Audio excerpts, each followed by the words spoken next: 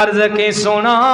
मुके अल्लाह जो कसम मां बादशाह वारी जिंदगी भी गुजारी आ, अमीरन वारी जिंदगी भी गुजारी आहे, ऐ तो महबूब जे खिदमत वारी जिंदगी भी गुजारी आ। पर अल्लाह जो कसम जेको तो महबूब करीम जे खिदमत वारी जिंदगी में मजो आ, वो अमीरी वारी जिंदगी में ना है। मुझा महबूबा जेको तुझी खिदमत वारी जिंदगी में मजो आ, सो अमीरी बादशाही शाहाना अंदाज वारी जिंदगी में ना है। उन पाक हस्ती जो उर्स मुबारक भी रमजान के महीने में, उन खां बाद 17 रमजान ते जंगे बदर अल्लाह तबारक व ताला जी ज़ात बाबरकात इस्लाम जे हिकड़े कलील लश्कर के एक कसीर हिकड़े पासे 313 जना हा, हिकड़े पासे 1000 जे तादाद में हा। अल्लाह पाक शानदार फतह सा हम किरार फरमाई। पो उन खां बाद 21 रमजान थे हजरत मौला कायनात मौला अली मुश्किल कुशा शेर खुदा रदी अल्लाह ताला अन्हु जो यौम शहादत, वो अली जंहिंजे लाइ मुझे मदीने वारे मीर सल्लल्लाहु अलैहि वसल्लम जॾहिं मवाख़ात मदीना कायम कई, मक्के पाक का हिजरत करे मदीने में आया, तो उते नबी साईं भाईचारो कायम कयो, भाई पी मवाख़ात अचण वारा मुहाजिर मदीने जा रहा को अंसार, तो इन्हनि के नबी साईं भा पाण में बनायो। अबू बकर के भा बनायो, उमर के भा दिनो, उस्मान के भा दिनो। अड़े हिसाब से हर एक असहाबी के नबी पाक सल्लल्लाहु अलैहि वसल्लम भा दिनो आ। अज का बात तुझो ही भाव आ, अबू बकर तुझो ही भा, ए उमर तुझो ही भा, उस्मान तुझो ही भा। ये नबी पाक भाई पी कायम कया। मुझे महबूब करीम सा जेके भी आया हा, सभिन जा अल्लाह जे महबूब केसा न केसा रिश्ता जोड़िया, पर हजरत अली साईं जो रिश्तो नबी पाक केसा भी कौन जोड़ियो हो। महफिल ख़त्म थी, अल्लाह जे महबूब दुआ वरती। हज़रत अली साईं दुआ में शरीक हो, पर रोई भी पियो। महबूबन जो ॾिठो त अली रोए पियो। अल्लाह जे महबूब करीम अली साईं के मुंहिंजा दोस्तो बुज़ुर्गो फरमायो, लिम तब के या अली, अय अली छो तो रोई, छाजे ला रोई थो। अर्ज कई या रसूल अल्लाह या हबीब अल्लाह, अवां मां अलीअ खे विसारे छॾियो, मूंखे तव्हां भुलाए छॾियो। अवां अबू बकर के भाउ ॾिनो, अवां उमर के भाउ ॾिनो, अवां उस्मान के भाउ ॾिनो, पर मुंहिंजा महबूब मां अलीअ खे तव्हां विसारे छॾियो। मुंहिंजी भाई पे अवां कंहिंसां क़ाइम कान कई आहे। हज़रत अली ईअं जो चयो आहे त नबियुनि जे सरदार मौला अली मुश्किल कुशा के भाकर पाए सीने सां लाथो वा, ऐ फरमा लगा या अली अंत अखी फिद दुनिया वल आखिरा। ओ अलीउल मुर्तदा तो छाजे ला दिलगीर तो थिए, तू तमाम मुस्तफा जो दुनिया में भी भा आही, ऐ आखिरत में भी तू मुझो भा आहे। अली तुझो मुझो अड़ो रिश्तो आ जो ये हिते जेके भी भाई पियो आहिनि, ये दुनिया ताईं आहिनि। महशर जे मैदान में कंहिंजी भी का रिश्तेदारी कान हूंदी। पे पुट जो न हूंदो, भा भा जो न हूंदो, मां धीअ जी न हूंदी, धीअ मां जी न हूंदी। अली जिते सब हसब नसब टुटी वेंदा, उते मां मोहम्मद जो हसब नसब बाक़ी रहंदो। अली जिते केर कंहिंजो भा न हूंदो, उते तूं अली मां मोहम्मद जो भाउ हूंदो, उते भी तो मुझो भा होंदे। तो तॾहिं असीं सुनी चवंदा आहियूं कसम खुदा जो हैदर आ, कायनात सजिया जो काबो कसम खुदा जो है दरा कायनात सजिया जो काबो घोट अमा खातून जो आ ऐं हसन हुसैन जो बाबो अली असा जो असी अली जा हर दम चई हणदा हो नारे हैदरी नारे हैदरी ओ नारे हैदरी आकिल आलम आबद सुहिणो अली असां जो आहे आकिल आलम आबद सुहिणो अली असां जो आहे शेर खुदा जो सोट नबीअ जो अली निधन को नाहे तो न चओ आ तुंहिंजी मर्ज़ी असी तई चवंदा हो नारे हैदरी ओ नारे हैदरी कसम खुदा जो हैदर आ कायनात सजिया जो काबो घोट अमा खातून जो आ ऐं हसन हुसैन जो बाबो अली असा जो असी अली जा हर दम चई हणदा हो नारे हैदरी ओ नारे हैदरी मरहब जेड़े मुनकर जो जे नाम निशान मिटायो 500 मण दरवाजो हैदर सुहिणे हिश्मत साण हटायो मौला अली मुश्किल कुशा जंगे ओहद में जंगे खंदक में इब्ने अब्द बुद मरहब जेके सॾियो वेंदो आहे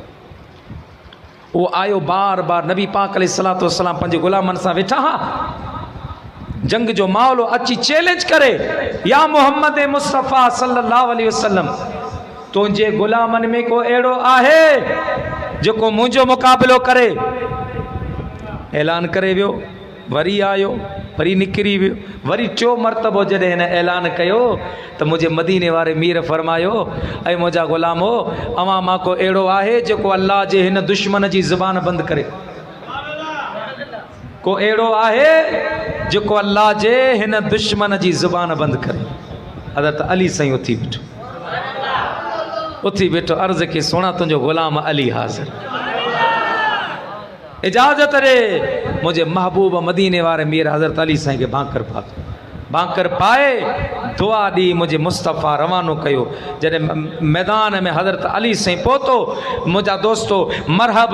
घोड़े जे मथां वेठो आहे हज़रत अली साईं जॾहिं क़रीब आए पुछी केरां अली साईं फरमायो मां मदीने वारे जो ग़ुलाम मां रसूलुल्लाह जो ग़ुलाम आहियां जे नालो छा अथई पाण फरमाई मां जो नालो अली इब्ने अबी तालिब चे अली तुझो नालो मूं ॿुधो आहे पर तोखे ख़बर आहे हिन वक़्त पूरे अरब में मूं जहिड़ो को जंग जो न आहे मूंखां केरु जंग खटी न सघंदो सिंधी में चइजे त हज़रत अली साईं फरमाइश त तोखे मुड़सनि जा हथ पिया ई कोन तोखे मुड़सनि जा हथ पिया ई कोन्हनि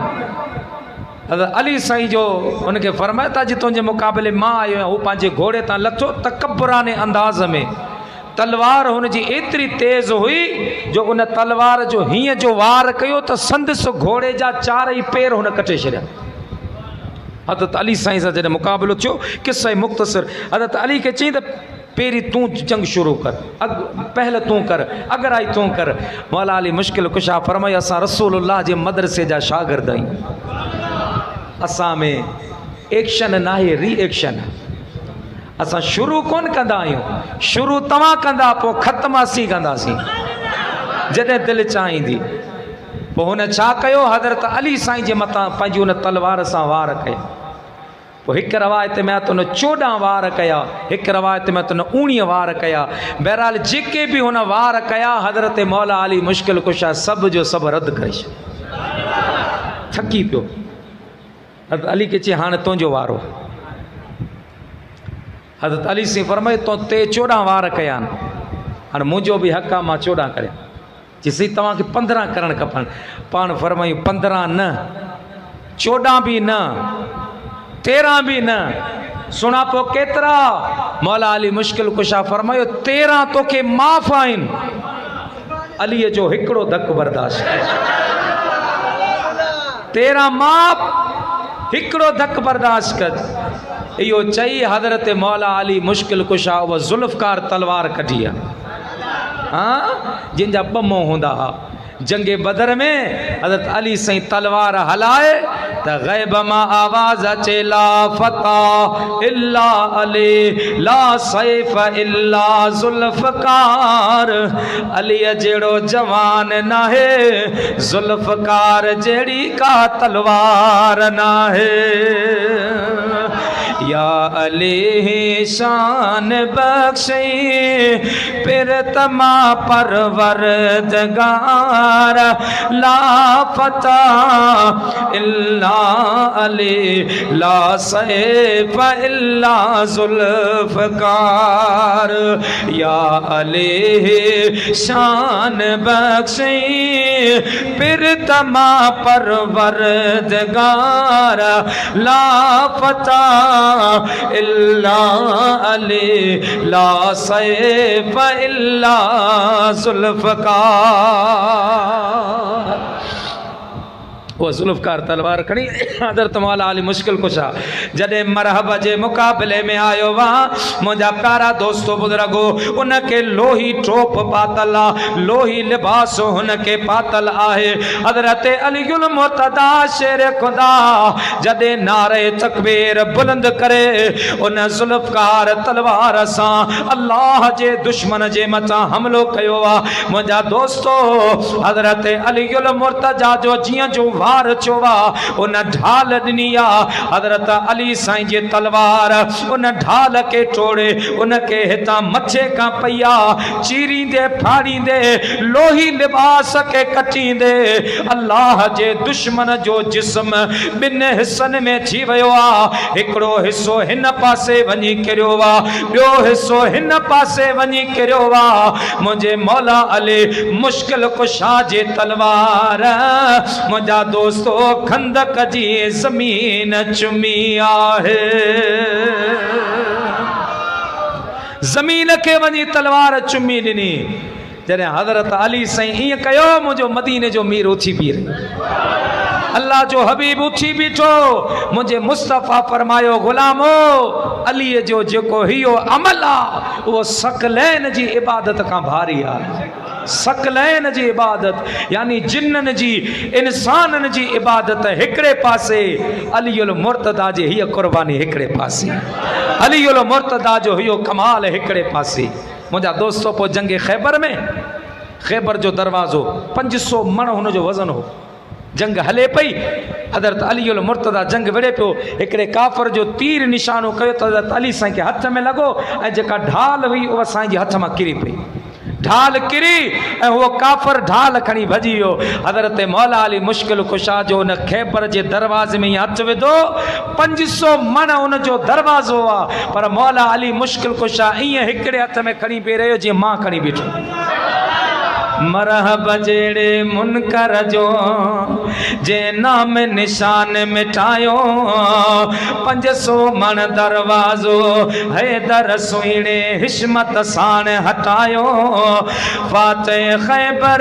फतह जो मालिक मुर्शिद ही मनीदा हो नारे हैदरी ओ नारे हैदरी। मुश्किल में या अली मदद कर चवण गुनाह त कोने, मुश्किल में या अली मदद कर चवण गुनाह त कोने। साम सदाई पंजतन पाक जे पवन गुनाह त कोने। नारो हर मुश्किल में हैदर जो तहणी वठंदा हो नारे हैदरी ओ नारे हैदरी। उन मौला अली मुश्किल कुशा रदी अल्लाह ताला अन्हु जी शहादत रमज़ान के महीने में मुझे मुस्तफ़ा करीम फरमाया अली तुझी ज़ात अड़ी है जो तोसा मोहब्बत सिर्फ मोमिन कंदो अली तोसा सिर्फ मोमिन मोहब्बत कंदो अली तोसा बियो केर भी बुग़्ज़ न रखंदो तोसा सिर्फ मुनाफ़िक बुग़्ज़ रखंदो मुझे मुस्तफ़ा करीम फरमायो मुझा दोस्त बुजुर्गो उन जो यो मतलब ना है त असां हज़रत अली साईं के सिर्फ अहमियत ॾींदा ॿियनि असाबनि के न मुझे महबूब जो हर असहाबी शान वारो आहे हाँ मुझे मुस्तफ़ा जॾहिं पंहिंजे असाबनि जो शान बयान कयो अल्लाह जे महबूब फरमायो अना मदीनतुल इल्म व अबू बकर असासुहा अना मदीनतुल इल्म व उमर जुदरानुहा अना मदीनतुल इल्म व उस्मान सकफ़ुहा अना मदीनतुल इल्म व अलियुम बाबुहा हर सहाबी नबी जन्नती जन्नती मुझे मुस्तफ़ा फरमाए मां इल्म जो शहर आहियां अबू बकर उन जी बुनियाद उमर उन जो दीवारूं आहिनि उस्मान उन जी छत आहे हैदर करार उन जो दरवाज़ो हैदर करार उन जो दरवाज़ो आहे जे सिद्दीक़ अकबर जो शान बयान कजे तो मुझा दोस्तों सिद्दीक़ जड़ो को सिद्दीक़ ना है अफज़लुल बशर बादुल अंबिया सिद्दीक़ अकबर जी ज़ात आहे एक मरतबा अल्लाह जा महबूब पंहिंजे हुजरे में वेठा हा हज़रत सैयदा तैयबा ताहिरा अफ़ीफ़ कायनात मरियम इस्लाम उम्मुल मुमिनीन अम्मा आयशा सिद्दीक़ा आई हुजरे जो दरवाज़ो बंद हो अची दरवाज़ो खटकाई मुझे महबूब फरमायो मन बिल बाब केरा दरवाजे थे अर्ज की या रसूल अल्लाह आयशा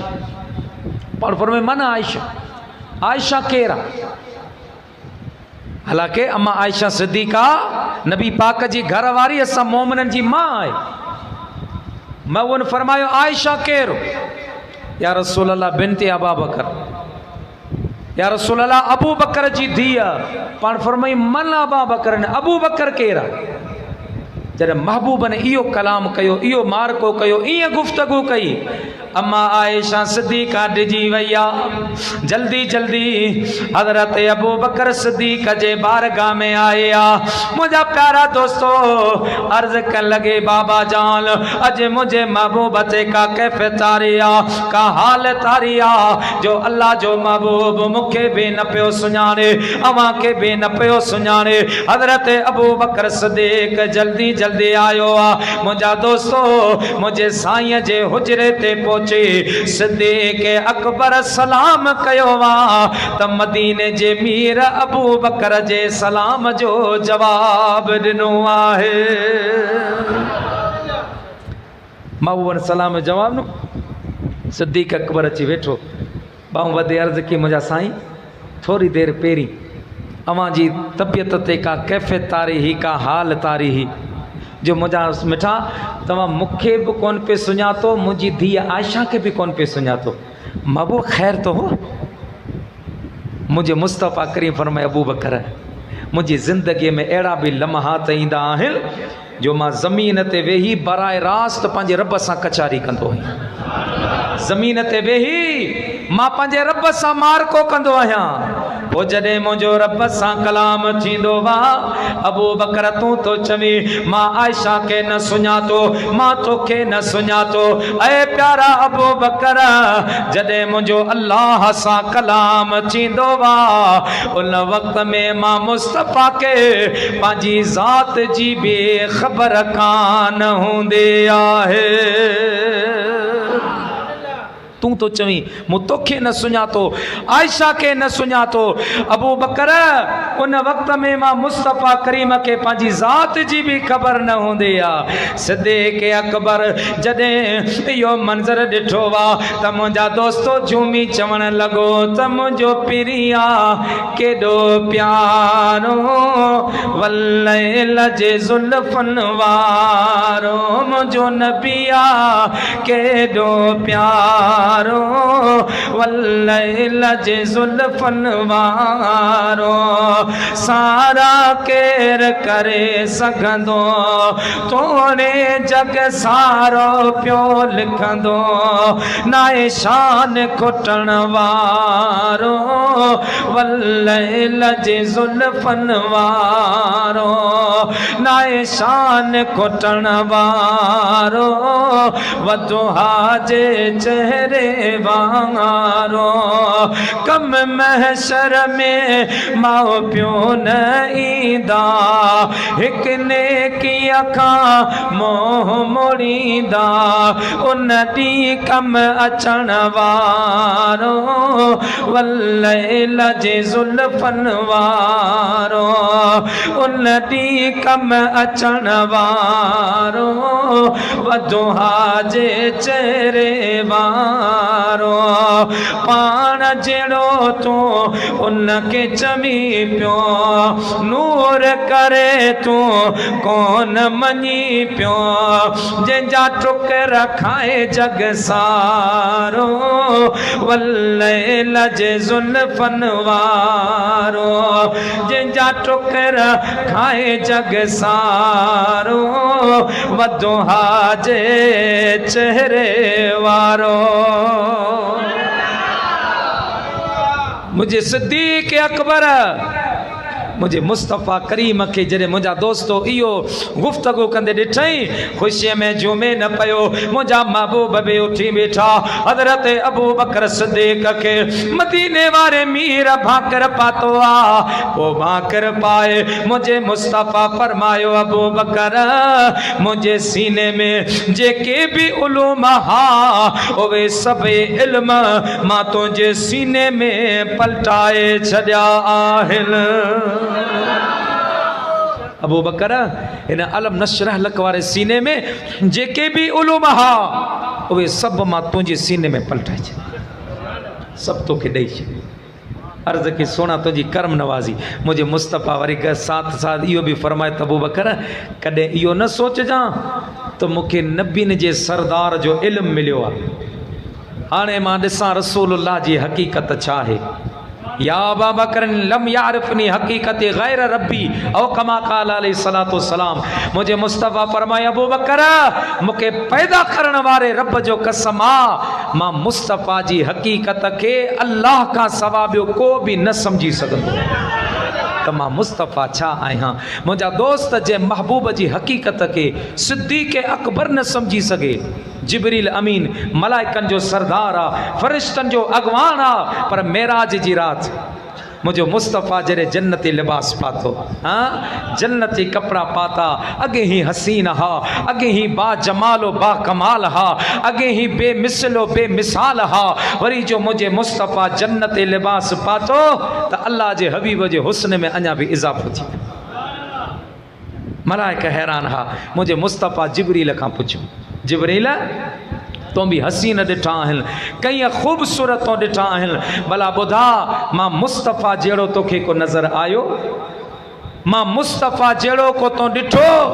आशिक जवाब ॾिनो त जिब्रील ॼण हीअं पे चयो त मेराज में जिब्रील से कहने लगे शाहे उमम तूने तो देखे हैं जहां बतलाओ तो सही कैसे है हम रूहुल अमी बोले ऐ महजबी तेरी कसम आफाक हाँ गर्दीद अम महरे बुताबुर जीद अम बिस्यार खूबा दीद अम लेकिन तो चीज़े दी गरे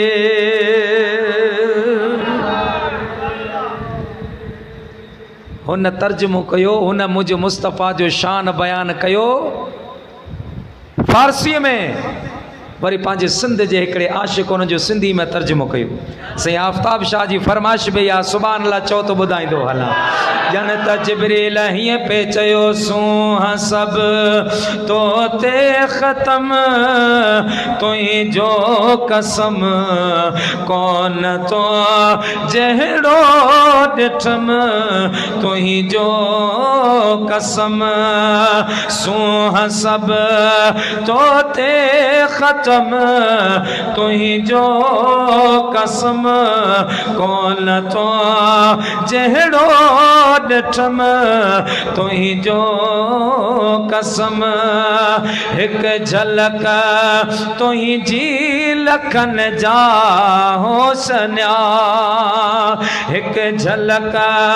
तुंहिंजी लखनि जा होसनिया आलमन विसरियो इल्म तुंहिंजो कसम तिरछी नज़र जेत जान तो विधी।